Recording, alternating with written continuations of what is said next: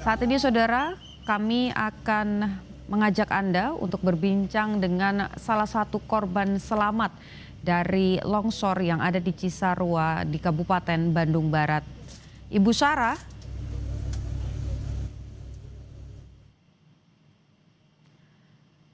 Ibu Sarah bisa mendengar suara Putu di studio? Ya, dengar. Oke, Ibu pertama kami turut menyayangkan apa yang terjadi saat ini begitu ya di Cisarua. Kalau Anda bisa gambarkan kepada kami sebetulnya situasinya seperti apa saat itu?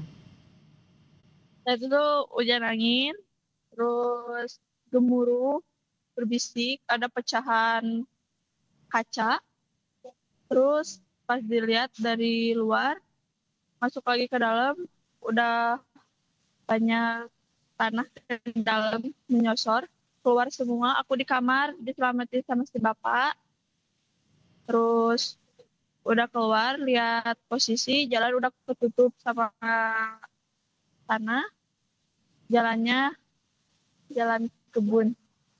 Hmm. Pada saat peristiwa itu terjadi, Anda sempat terpisah dengan pihak keluarga, lalu bagaimana proses Anda bisa kemudian menyelamatkan diri? Apakah mendapatkan bantuan juga dari petugas? Nggak nyelamatin dulu anak sendiri, Mhm. terus pas itu kan udah mau ke jalan, tapi tanah udah sampai kaki, tapi masih bisa gendong anak, terus anak diestapitin ke orang lain. Mhm. Ini pasti pengalaman yang tidak mudah kemudian untuk dilewati begitu. Ketika kemudian longsor sudah terjadi, Anda berhasil menyelamatkan diri bersama dengan anak Anda, apa yang kemudian dilakukan? Kemana kemudian Anda mencari tempat yang lebih aman? Masuk dulu ke rumah saudara, nah di rumah saudara aman, semuanya masuk dulu. Gak beberapa selang menit kemudian, ada yang teriak-teriak, cepet keluar, airnya udah gemuruh, udah ngebendung, disuruh keluar, lari ke atas, hujan-hujanan. Mhm.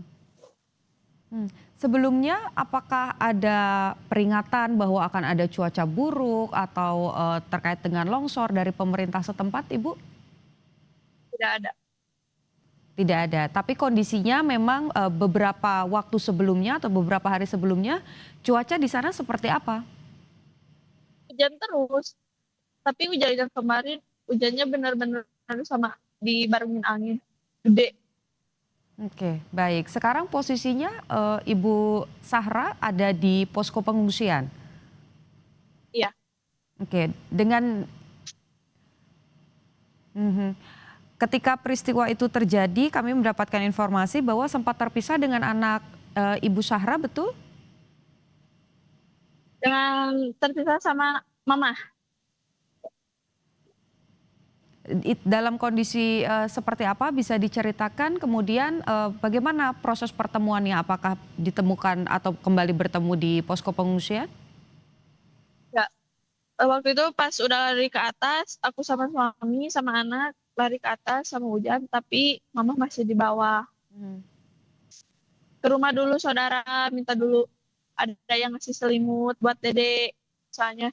Nah, udah itu disuruh lagi sok we pergi soalnya situasi udah gak aman. Di situ pergi ke bawah, udah pergi ke bawah, langsung ke sini ke pos.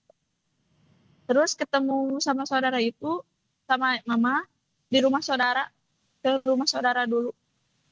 Oke. Sampai dengan hari ini apa masih ada keluarga ataupun juga kerabat yang masih terpisah atau semua sudah berkumpul kembali, Ibu Sahra?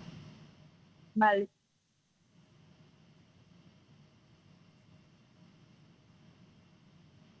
Ibu bisa mendengar suara Putu? Ya, Oke. sudah sudah berkumpul kembali. Oh, semua sudah berkumpul kembali. Baik. Ibu kalau bisa digambarkan, kalau tadi saya sempat melihat visualnya ini sudah tertutup semua dengan tanah. Kalau bisa digambarkan sebetulnya lingkungan yang kemudian terkena longsor ini seperti apa? Apakah memang padat penduduk? Bisa Anda gambarkan, Ibu? Ya, belakang itu sebenarnya kebun.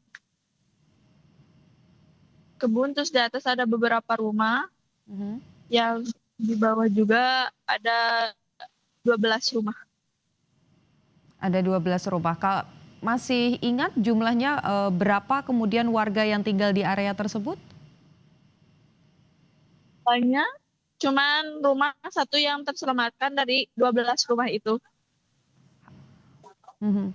Sebelum-sebelumnya pernah terjadi juga kah peristiwa seperti ini atau ini pertama kali terjadi, Bu? Pertama kali, Pertama kali. Anda, kalau saya boleh tahu, Anda sudah tinggal di area tersebut, sudah berapa lama atau sejak kapan, Ibu? sejak dari kecil. Sejak dari kecil dan memang, sebelum-sebelumnya juga tidak ada peringatan bahwa area tersebut berbahaya begitu ya? Ya, Baik. Sekarang posisinya, sudah ada di posko pengungsian atau masih di rumah saudara? terus ke pengungsian. Di posko pengungsian. Apa yang paling Anda butuhkan saat ini? Apalagi juga, punya bayi begitu ya, punya anak kecil? Ya, perlengkapan bebek sama baju. Mhm. Maaf Ibu suaranya kecil, boleh diulang sekali lagi? Apa kebutuhan, Anda supaya penonton yang, juga ingin memberikan bantuan ini mengetahui apa saja kebutuhan kebutuhan di posko pengungsian? Perlengkapan bayi sama baju. Baik, kalau obat-obatan, kemudian, apa namanya, pakaian, apakah semua bantuan sudah terpenuhi di posko pengungsian? Sudah. Sudah terpenuhi. Baik, Ya, Ibu, mmm, kalau, di posko pengungsian sendiri ini banyak juga, anak-anak atau balita dan juga lansia? ya, banyak. Mhm, apa yang mereka keluhkan atau mereka butuhkan saat ini, Bu? Ya, sama kayak aku pakaian, terus perlengkapan bayi juga, Obat-obatan? obat-obatan, ya, buat lansia. Mhm, sampai dengan saat ini kondisi para pengungsi seperti apa, Bu? Apakah ada yang, mengalami sakit atau, dampak dari longsor, kemudian ada yang mengalami luka? Ya, ada yang ngalamin luka, ada yang sakit. Mhm. Dari keluarga Ibu Syahra, berarti total ada berapa yang saat ini berada di pengungsian? Ada berapa ya? Banyak tuh itu. Ada banyak, oke baik. Mbak, ini kan, pertama kali terjadi setelah Mbak Zahra juga tinggal di lokasi ini sekian lama begitu dan, ternyata lahannya atau tanahnya ini tidak stabil. Apakah, Ibu juga berharap untuk kemudian rumahnya dipindahkan ke lokasi yang lebih aman? Iya, berharap gitu. Mhm, apa yang mau disampaikan kepada pemerintah?